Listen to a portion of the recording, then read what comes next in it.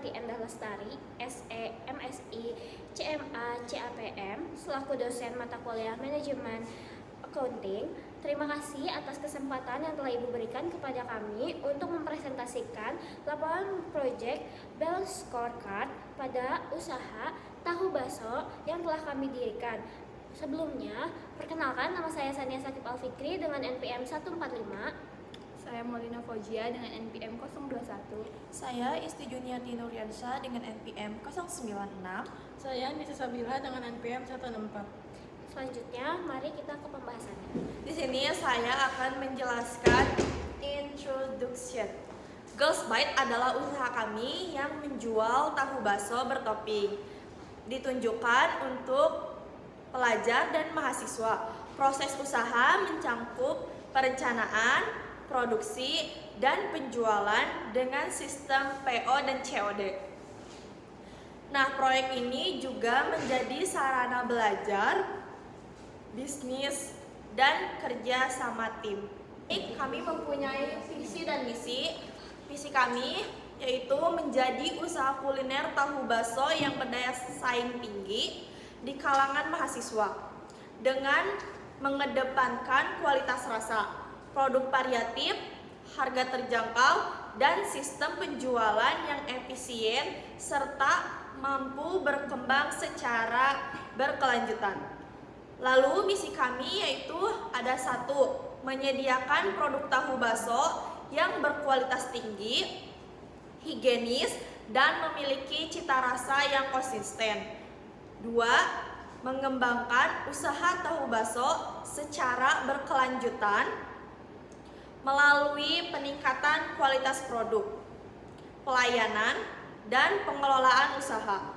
3, mengoptimalkan pemasaran dengan sistem penjualan yang efektif untuk memperluas jangkauan pasar. Next. Ada SWOT analysis, yaitu pertama ada strategis. 1, tahu bakso disukai banyak orang. 2, harganya terjangkau. 3, bahan mudah didapat. 4, bisa pakai berbagai topping. 5, cara membuatnya sederhana. Lalu ada weakness, yaitu 1, tahu bakso itu cepat basi. 2, kebersihannya itu harus dijaga. 3, produksi bisa kewalahan kalau pemesanan meningkat. Lalu keempat, sistem PO bikin pembeli tidak bisa membeli secara langsung. Lalu ada opportunities, yaitu 1, banyak orang yang suka jajanan praktis. 2, jualan online sudah bisa melalui WhatsApp dan Instagram. 3, bisa buat varian rasa yang bisa dipilih oleh customer. 4, target pasarnya tuh pelajar, mahasiswa, dan acara kecil.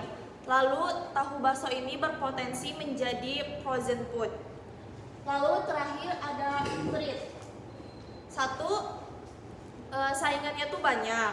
2, harga bahan baku bisa naik. 3, pembeli mudah pindah ke yang lebih murah. 4, pengiriman telat bikin customer kecewa. Lalu terakhir yaitu rasa berubah, pelanggan akan hilang. Selanjutnya ada strategi penjualan. Strategi penjualan dalam Balance Scorecard membantu usaha meningkatkan penjualan secara terarah, terukur, dan berkelanjutan. Yang pertama ada strategi produk.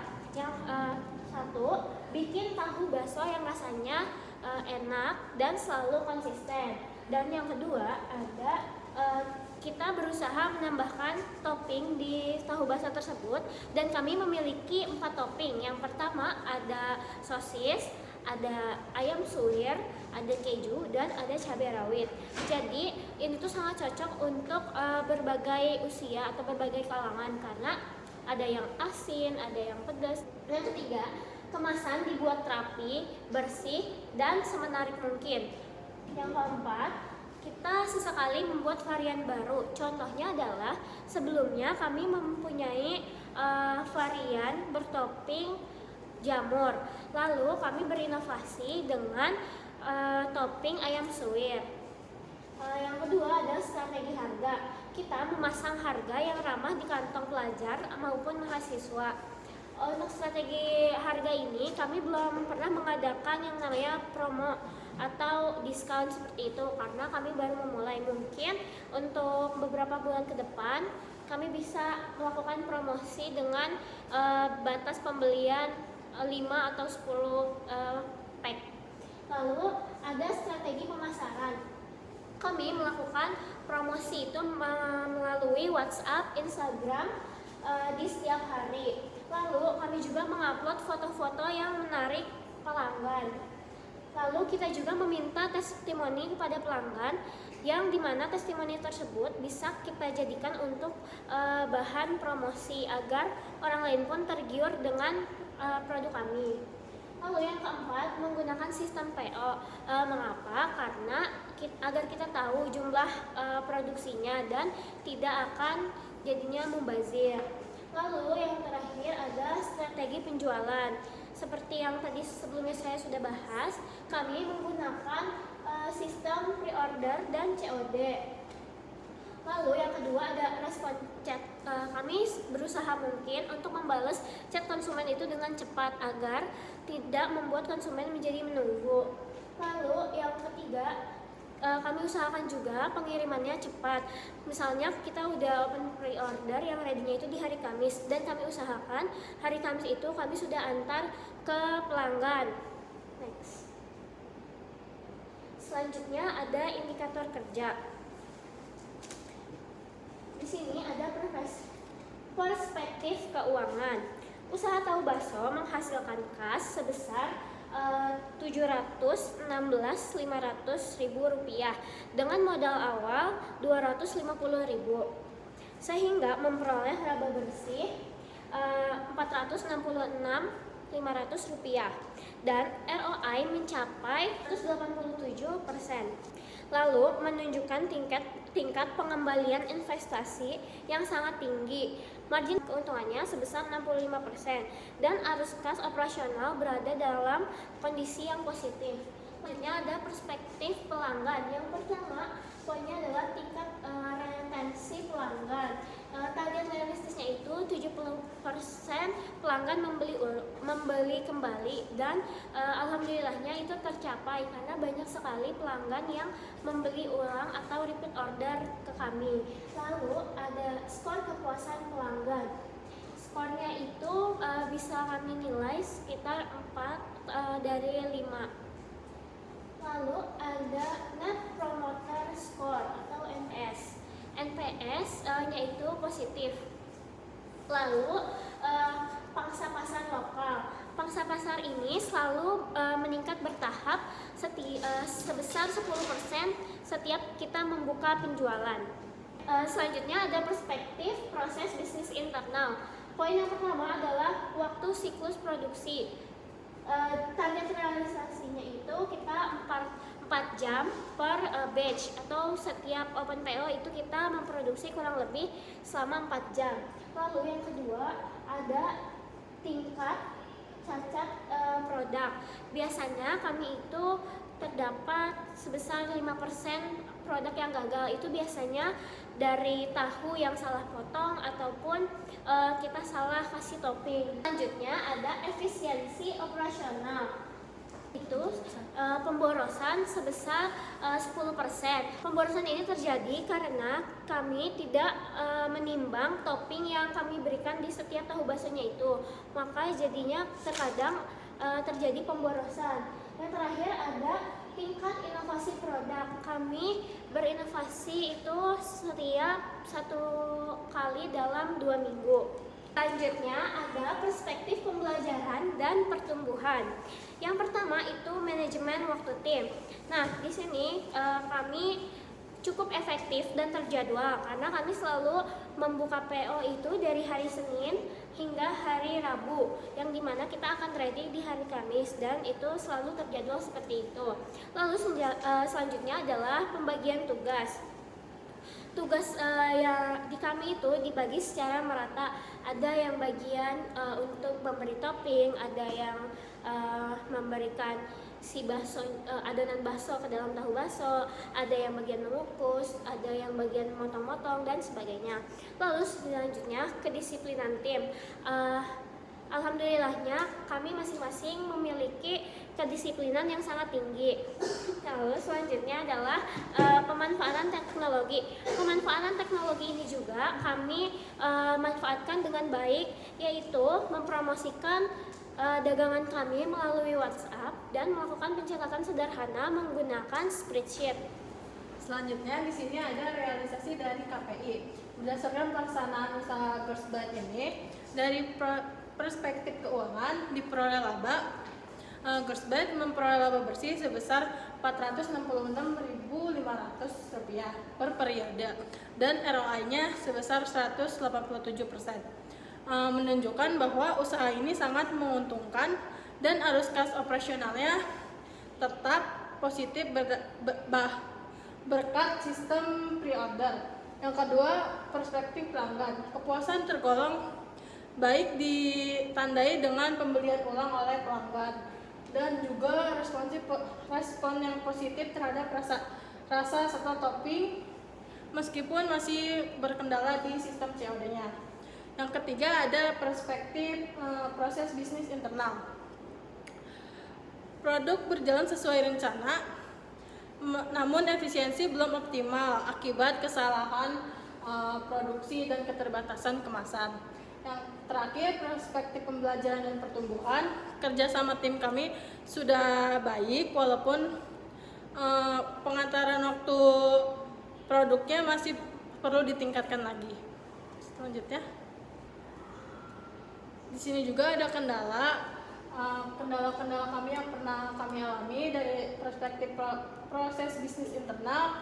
Kami pernah kehabisan bahan baku karena tidak cukup dengan pesanan yang kami buat. Terus juga pernah kesalahan pemotongan tidak sesuai dengan yang lainnya, tidak selaras. Terus juga kami pernah kehabisan packaging karena lupa membeli atau mestok packaging tersebut. Selanjutnya ada produk gosong akibat kukusan habis saat produksi. Kami juga itu tidak mengecek kembali saat pengukusan selanjutnya. Jadi airnya tuh surut dan menyebabkan gosong. Terus sisa bahan baku yang menjadi basi. Sisa bahan bakunya itu kan tidak bisa disimpan terlalu lama karena kami juga PO-nya seminggu sekali. Jadi banyak bahan-bahan yang basi. Terus tempat produksi yang terbatas karena kami berempat tuh rumahnya jauh-jauh dari sini, dari kampus.